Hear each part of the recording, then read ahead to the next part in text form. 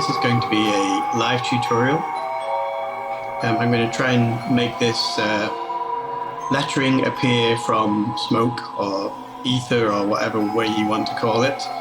And we're going to do this straight off by making this thing disappear into particles and then run the whole thing backwards to make it as if it's appearing from particles. Okay, so the first thing I'm going to do is actually make this lettering disappear with a mask. So just going to make a basic mask shape here, and what I want is that it's going to disappear from the right to the left, so that when it appears it's going from the left to the right.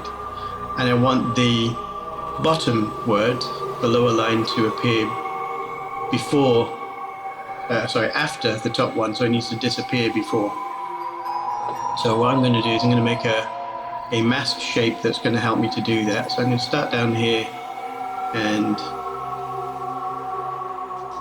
make a shape that's going to be like this.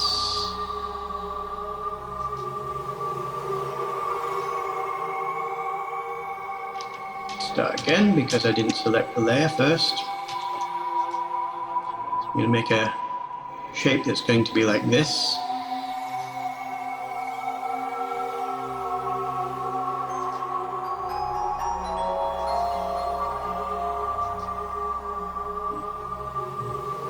Need to make it big enough so that when it moves across, it's going to cover the entire thing. I'm going to select this whole thing and just move it over, and we're going to make it subtract. So let's just press M on the keyboard, change the mask type from add to subtract. Okay, and I'm going to just double click the mask a little bit, move it over to before it starts to move on, and hide this thing. Okay. So we're going to do two versions of this, and I'll explain the second one in a minute, but for the first I've got to decide how long I want it to take to come together. I think about 4 seconds is going to be nice for this. So I'm going to keyframe this start position, go to about 4 seconds, don't have to be absolutely accurate, and move this whole thing across until the whole thing has disappeared. So it's just going to be like this.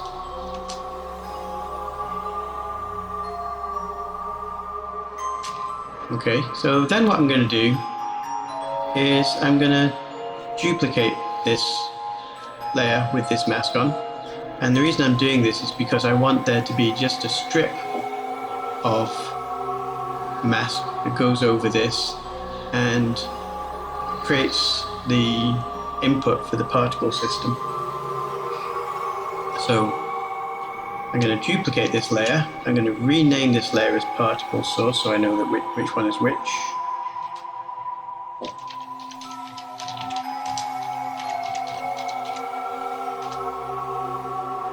And what I'm going to do first is I'm just going to move this edge of the mask on this layer, the particle source layer. I'm just going to select this point, these points, double click those, so I've just got a selection box just around those three. I'm just going to move them very slightly over.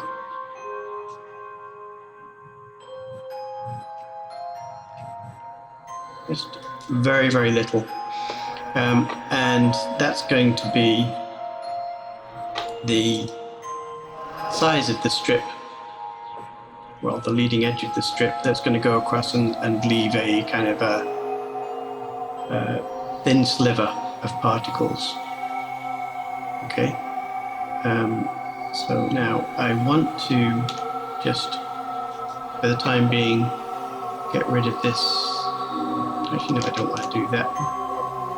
So what I'm going to do is I'm going to actually move the shape of the back part of this, change the shape of the back part of this mask. So I want this point here to come right over behind this one.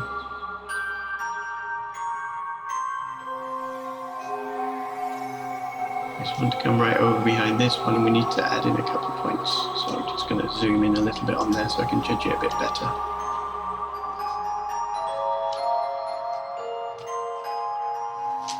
need to add in some points on my mask. There's one up here like this. Oops, didn't mean to do that. There's one over here like this.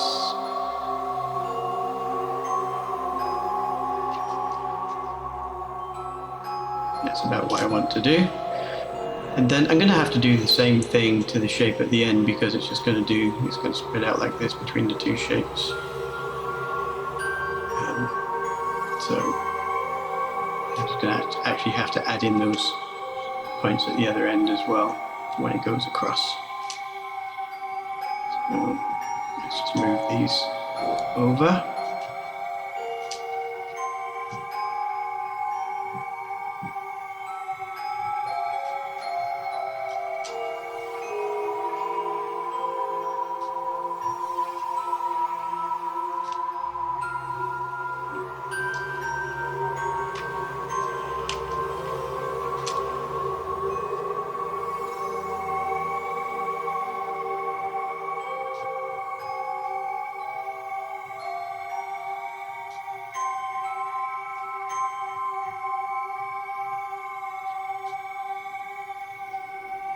And now it's going to do this.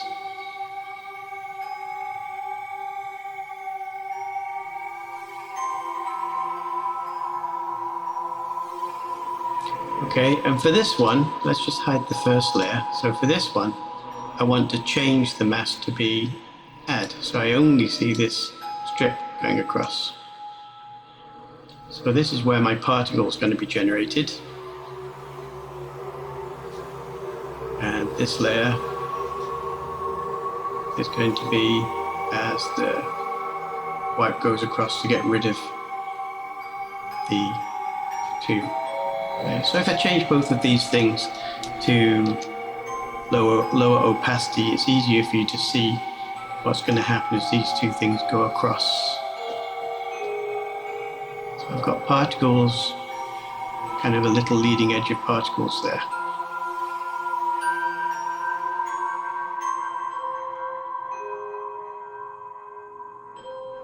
I might want to adjust the timing of that a little bit later, but it kind of looks okay to me at the minute.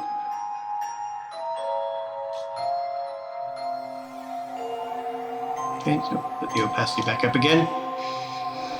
Right, I'm going to hide the white layer and just concentrate on my particles layer at the moment. We need another new solid. Doesn't matter what color this is, because well, it doesn't matter what size it is though. So a new solid, make it comp size. Okay. And in fact what I want to do is actually make this just slightly bigger than the comp size. So I'm just going to go layer, solid settings, just make it slightly bigger. So slightly bigger than HD, we can make it like 2000. Should be enough by 1100 or something. Just slightly bigger all the way around. And I want to add a noise layer to this. So I'm going to add effect turbulent noise. Complexity doesn't need to be so high. I'm going to change it down to 3. And what I want is for this noise to bubble, and this is going to drive the kind of turbulent behavior of the particles. So if you've watched any of my other tutorials on particle systems, you'll see me do this before. Basically all we need to do is give a speed to this evolution over here. I want this to be fairly slow because it's supposed to be ghostly. So I'm going to alternate click on evolution. I'm going to type in time multiplied by, let's try about 100 first to see what that looks like. I play this now.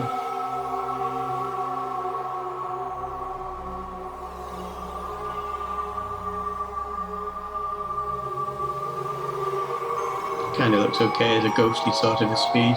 I'm going to up the contrast a little bit, just so it drives the particles a little bit harder.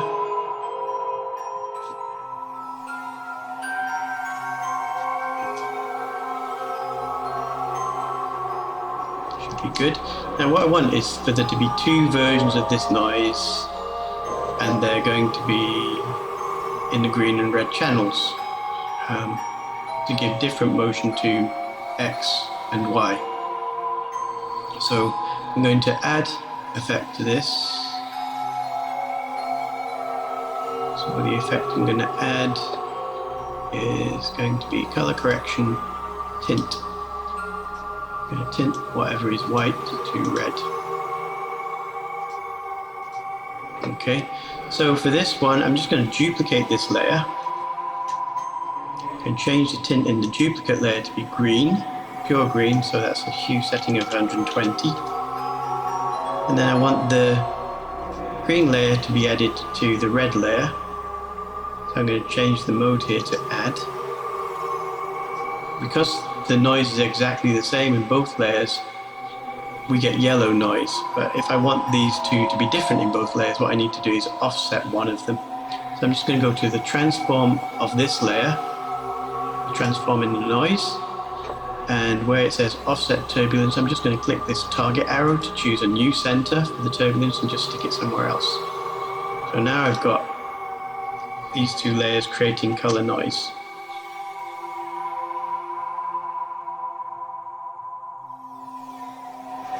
Okay, so that's exactly what I want to drive my particles. So I'm going to take those two layers, pre-compose them, and call the pre-compose color noise.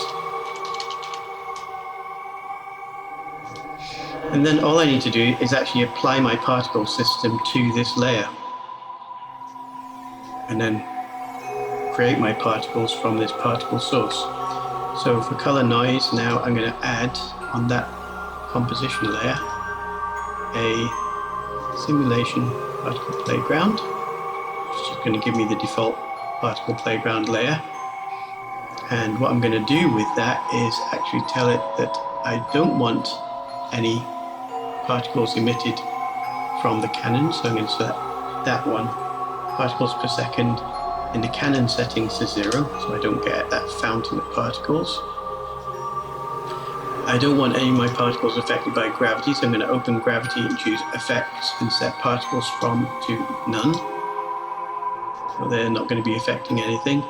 And then I'm just going to go to the particle exploder and choose my particle source layer as the source of the new particles. So I'm just going to slide the timeline back to the beginning because it's going to start making a lot of particles.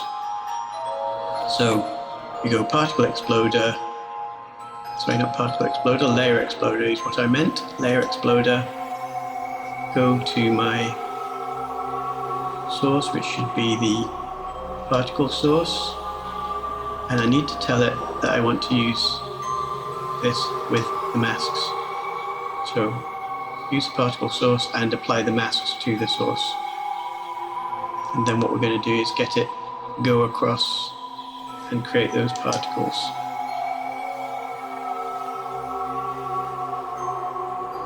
So they're not doing very much at the moment because we need to drive the movement of them from the noise. They're not moving because, well, they're moving very slightly.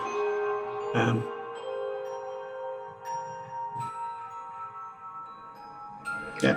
So two things I want to do. I want to drive them from the noise, but I also want to have them die after a little while. So the whole thing takes 4 seconds to go across. I think I want them to have a lifespan of 4 seconds. Okay, so the way we set lifespan is by having a setting in this persistent property mapper. So I'm going to open this out. I need to choose what layer I'm going to use as my map. And I'm going to use this layer for 3 things. I'm going to drive the particles in X, drive the particles in Y with the red and the green settings, but the blue setting I'm going to use to drive the lifespan of the particles. So I'm going to choose color noise. And before we start worrying about driving the particles, let's just make sure that these things are dying. So I'm going to set lifespan, and just for the time being, I'm just going to set it very low and choose 1. So they should die after 1 second. If I've got everything correct. So if I go across now, you should see the layers, the particles get created, and then the particles die after 1 second.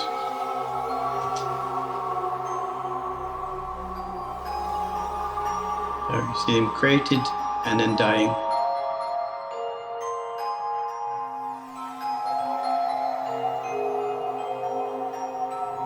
Okay, so you can see we are creating an awful lot of particles even at 1 second. If they last for 4 seconds, that's going to take a long time to preview.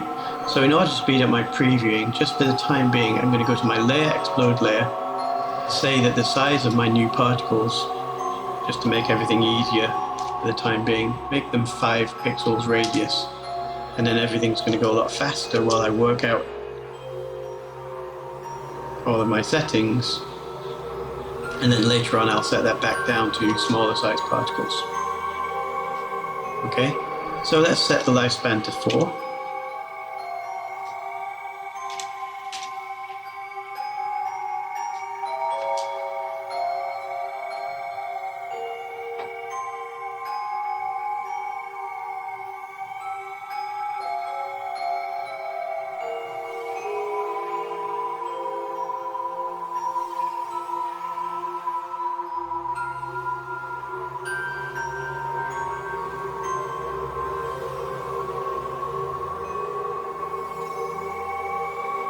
Okay, so we're not dealing with the movement just yet.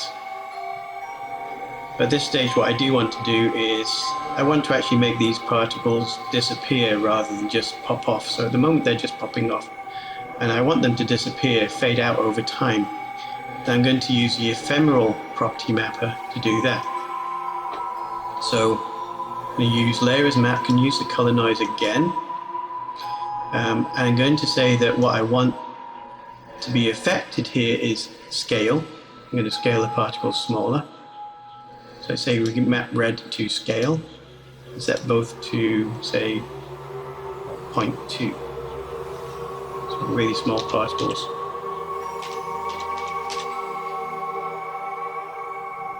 Okay, so now they've all been scaled to 0.2. Well, what's the point of that? Well, I don't want it to happen as soon as they're created. So you see how I can still see this white stripe through here? That's because this particle source layer is visible. I'm just going to switch that off. Now we can only see the particles when they're created.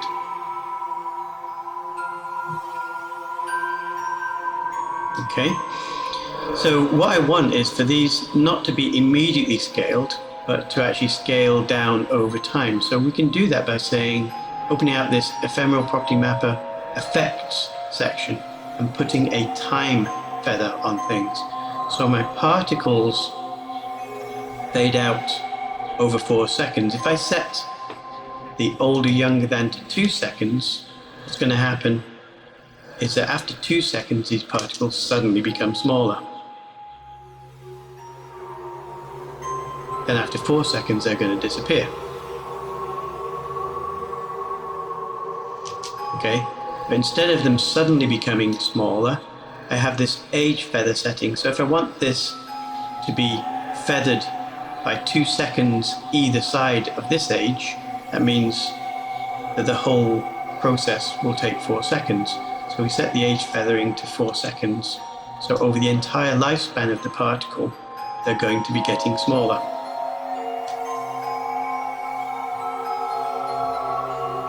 Until they disappear.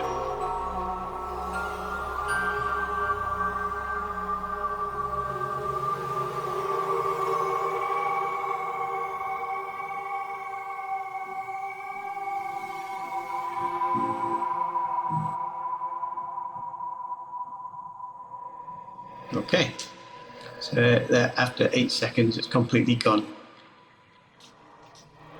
Okay, so now let's close down the ephemeral property mapper. That's all I wanted to do with that for the time being. And let's go back to our persistent property mapper. Now, what we want to do is have these things kind of display turbulent behavior. We've got this noise layer underneath, which, if you remember, looks like this. And what we're going to do is say that the red of that noise layer, which is changing, is going to give a push in the X direction. And let's make it, for now, let's just try out what does minus 100 plus 100 do to these things. And I'm going to do the same for the green.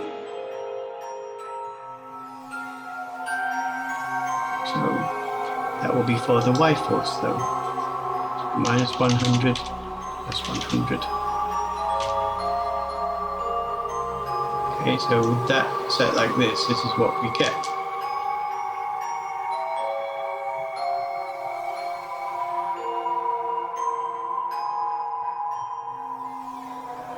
Now that's quite violent. I think that's way more movement than we want. So I'm going to reduce that force by quite a bit. Let's make it maybe minus 30 in both. Minus 30 plus 30. See what that looks like.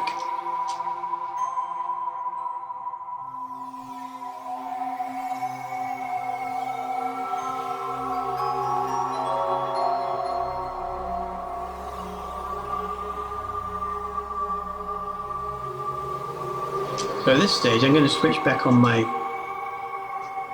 wipe layer and see how that looks combined with the wipe, which is pretty good actually. So the whole of the letters are disappearing.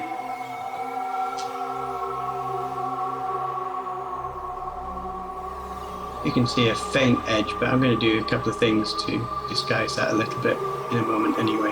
You can see a sort of faint edge moving through the whole thing, but it's pretty good. Okay, so the last thing I want to do before what I'm going to do is I'm going to output all of this. A couple of last things I want to do. I want to make my particles small again because at the minute they're quite large. If I look at this at 100%, you can see these are actually big square blobs. So I want to make them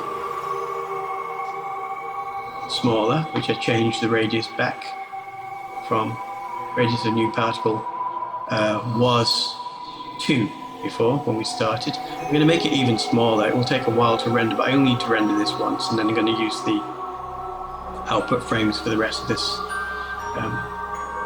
tutorial. The other thing I want to do though is after I've done that, and we'll do that first, so I'm going to change the radius to 1, which is going to make an awful lot of particles. But then once we get part way through this,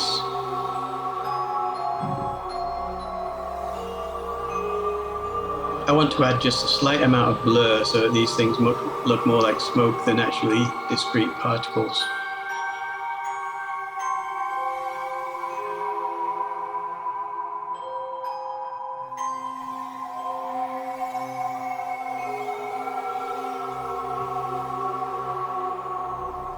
Okay, so I'm just going to stop it at that frame and add to this layer.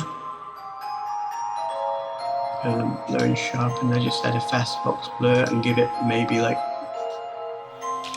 3 pixels of blur, just to give it a little bit of smokiness. In actual fact, no, I'm not going to do that, sorry. What I'm going to do is I'm going to add an adjustment layer so we also blur, to disguise that slight line that we can see. If I add the blur to everything,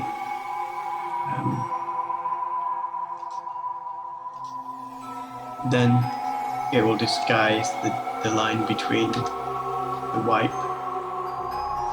You know, it's ghostly, so a slight bit of blur is good. Okay, so at this stage I'm probably going to pause the tutorial. I'm going to output all of this to PNG frames. Now just to point out, this is actually, if I switch on my transparency grid, all of this is against a transparent background. So I want to output this sequence of frames with transparency as a PNG sequence, which is what I'm going to do, and then import those back in here and we'll carry on from there.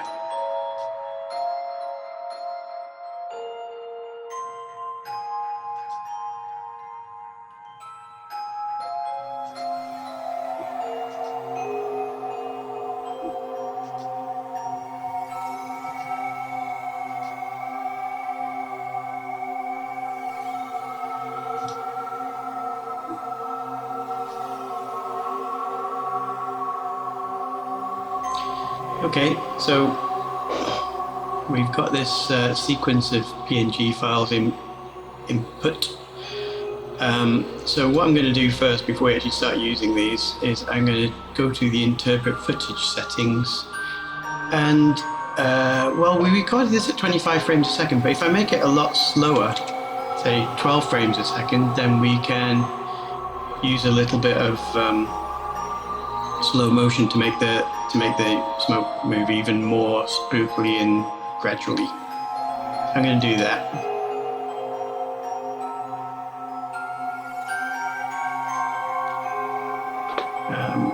And then what I'm going to do is I'm just going to drag this into a new composition,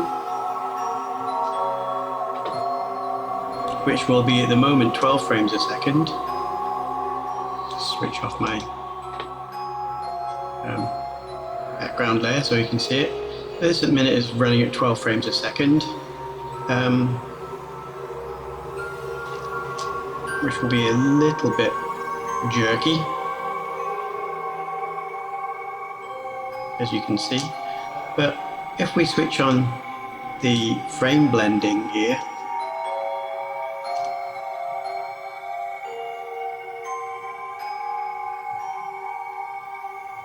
it's going to take a little while to actually catch up with reducing the frame blending. It's going to be just going to blur between the frames a little bit.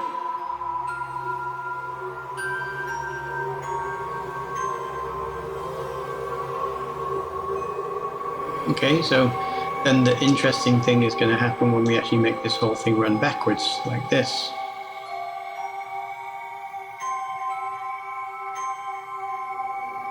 And to do that, we just need to add a time remapping into this layer. And my last frame of anything happening really is about 16.5 seconds, so I can actually stick in a keyframe at that point. Don't need this last one. Select these two keyframes and reverse them.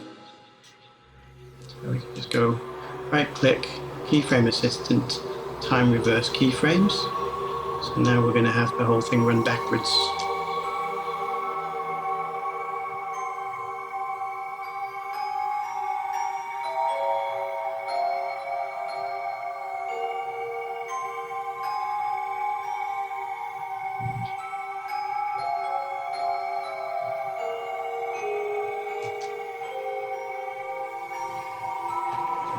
Okay, so to just finish off this effect now, what I'm going to do is I'm going to add an effect to this.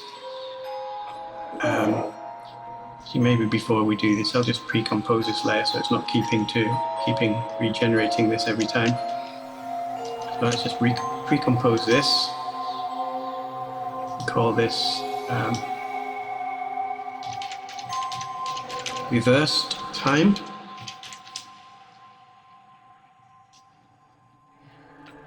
I'm going to add a turbulent displace effect to this layer. So distort, turbulent displace.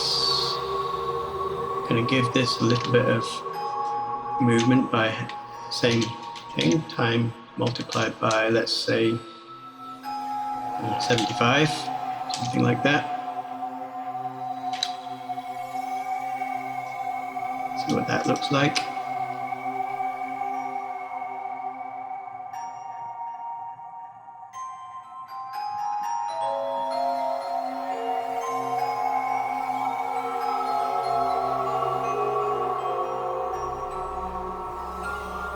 Okay, that's a bit too much movement and not enough detail in the movement, so I'm going to change the amount down to, say, 20. It's not quite so much movement, and up the complexity to 3 so there's a little bit more detail in it. See what that looks like.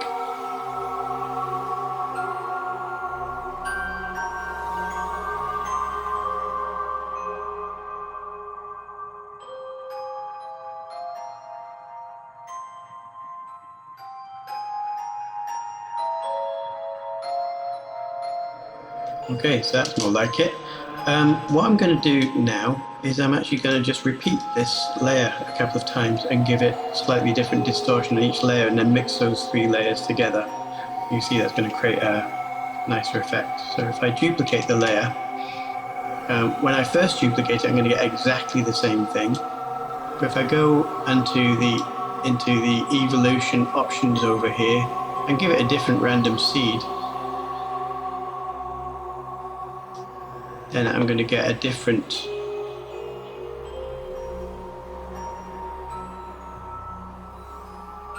distortion. I do that a couple more times, and for each one of these I give it different random seeds. I'll change the random seed for this one, take this one, change the random seed for this one.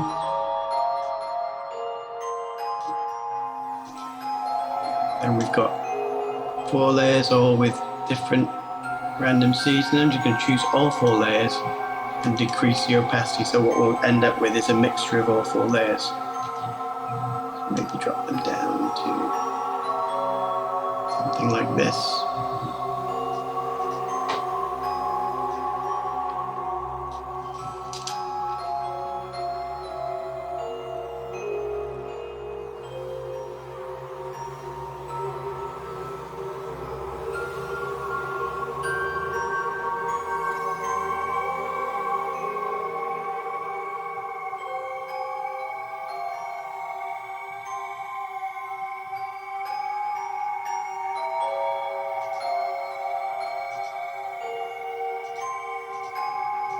And the final thing I'm going to do is just going to put in another adjustment layer over this and just blur the whole lot, because it is supposed to be smoky writing. I'll add a Gaussian blur to this. I think it's going to give us a nicer blur.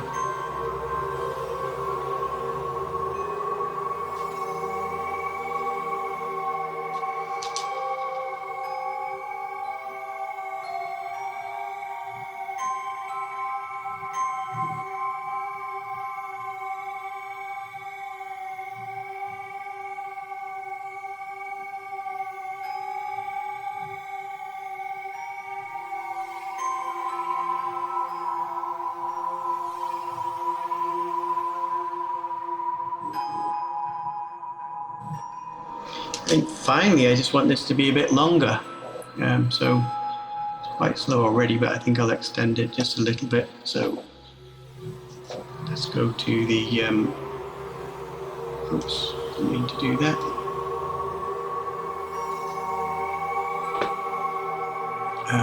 Let's just go to the composition settings and extend it to maybe 25 seconds.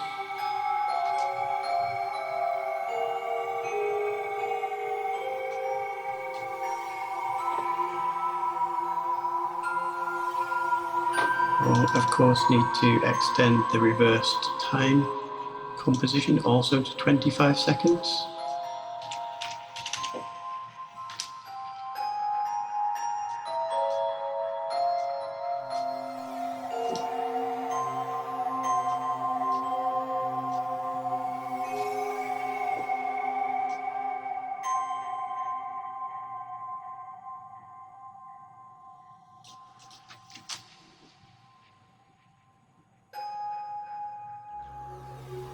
And finally, just to give a bit more life to this, on my adjustment layer, I'm going to add a colorama effect to give it a little bit of color. And to do that, okay, it's gone horribly red at the moment, but that's because this smoke is actually entirely white. It's just the difference is in opacity. So if I get my input color, sorry, my input level from alpha, then we'll get an output cycle. Let's start off with maybe just a gray ramp. But then what we can do is we can find, okay, so this around about here is about maximum opacity level, I guess. This one here I want to be completely faded out, and then we can actually put in some colors halfway around this whole thing to give us a little bit of interest.